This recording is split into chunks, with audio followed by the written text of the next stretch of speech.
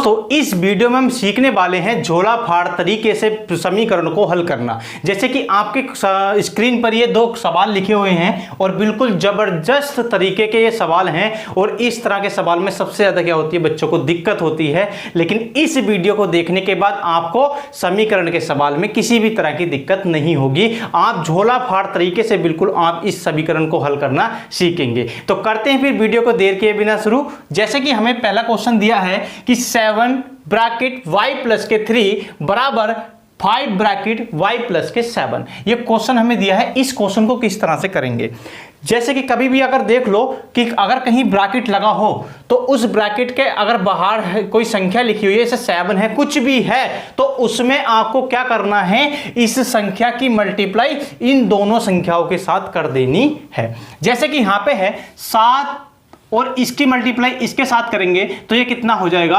7y हो जाएगा। बिल्कुल आराम से समझना है, कोई भी जल्दीबाजी नहीं करनी है।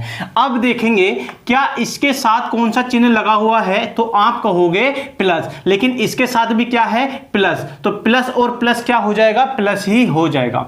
इसकी मल्टीप्लाई अब इसके साथ करेंगे तो ये कितना हो जाएगा, तो ये हो जाएगा 7 या 21। ठीक है, फिर क्या है, बराबर है तो बराबर लगा दिया। जैसे इसकी मल्टीप्लाई इसमें की थी, ऐसे ही क्या करेंगे, इसकी मल्टीप्लाई भी इसके अंदर कर देंगे। तो ये इसकी मल्टीप्लाई इसके साथ करेंगे तो कितना हो जाएगा, 5y प्लस है, प्लस लगा दिया, इधर भी प्लस है, इधर भी प्लस है, तो प्लस प्लस क्या हो जाएगा, प्लस ही हो जाएगा। और इसकी मल्टीप्लाई इसके साथ करी तो ये कितना हो जाएगा, तो 5 सत्ते होता है कितना, 35 होता है।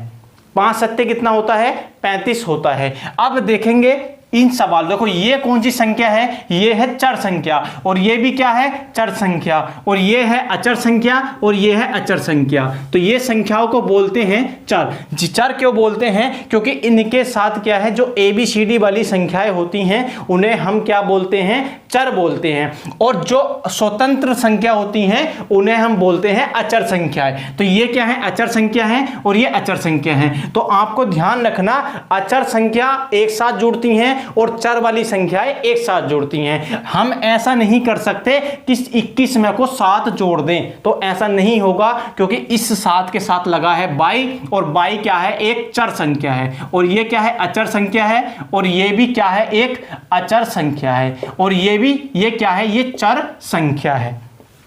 तो इतना आपको समझ में आ गया होगा। अब क्या करना है, चर वालों को एक साइड कर दो और अचर वालों को एक साइड कर दो। तो देखो इस 21 को उठा के ले जाएंगे इधर, और इस 5y को उठा के ले आएंगे बराबर से इधर। अगर कोई संख्या बराबर से इधर या उधर जाती है तो उसका चिन्ह बदल जाता है। अगर माइनस होगा तो प्लस हो जाएगा, बिल्कुल झोला फाड़ तरीके से। अगर माइनस होगा वो प्लस होगा तो माइनस हो जाएगा, ये भी झोला फाड़ तरीके से।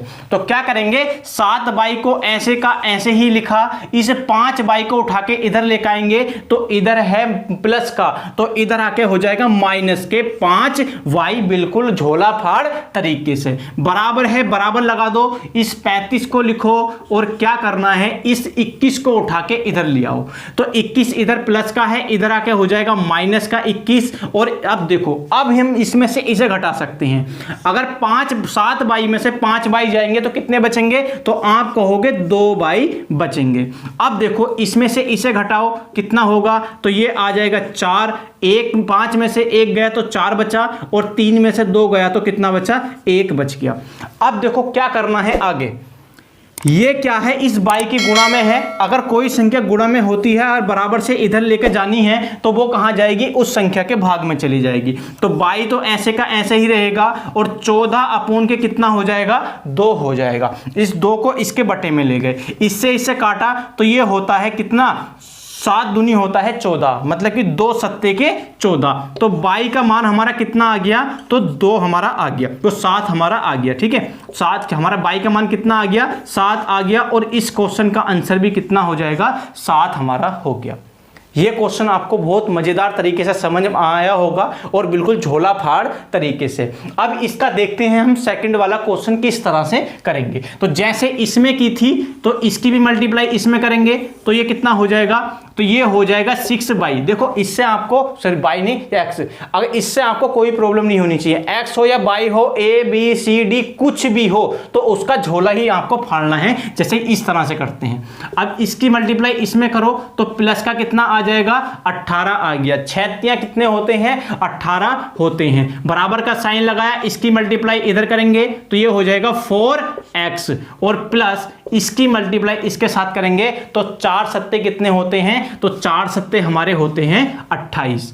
अब देखो फिर वही करना है, ये चर संख्या है, ये अचर संख्या है और ये भी चर संख्या है और ये क्या है अचर संख्या है।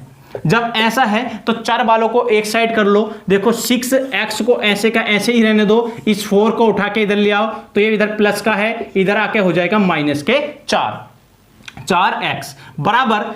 अब क्या करेंगे, अचर संख्या है इसे उठा के ले जाएंगे इधर, तो पहले लिखेंगे 28 प्लस का है माइनस के 18, ये कितना हो गया, तो यहां से हमारा कितना बचेगा, तो यहां से हमारा बचा 2x बराबर, इसमें से इसे घटाया तो कितना बचेगा हमारा 10 बचेगा, और इस 2 को इसके बट्टे में ले जाएंगे क्योंकि यहां है गुणा में, इधर जाके हो जाएगा भाग में, तो x बराबर कितना आ गया 10/2 और इसे इससे काटा तो कितनी बार कट गया 5 कट गया, ठीक है 5 बार हमारा कट गया और x का मान हमारा कितना आ गया।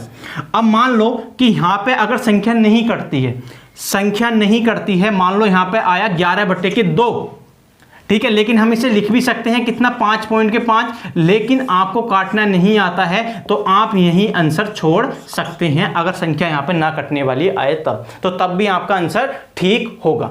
तो उम्मीद है आपको ये समीकरण हल करना आ गया होगा, आया हो तो वीडियो को लाइक कीजिए।